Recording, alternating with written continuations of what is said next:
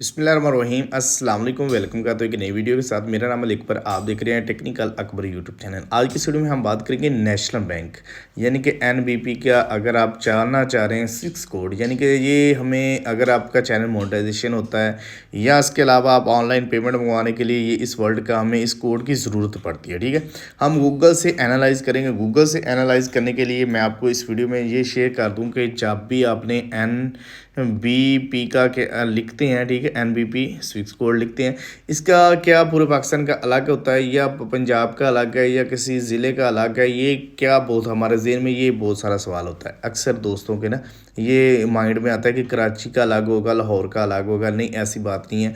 पूरे पाकिस्तान के लिए आपने सेम यूज़ करना है। ठीक है, अगर पूरे पाकिस्तान से कहीं से बिलोंग करते हैं आपने, तो ये आपको जो बड़े कैपिटल में लिखा हुआ है ना, NBPAPKK,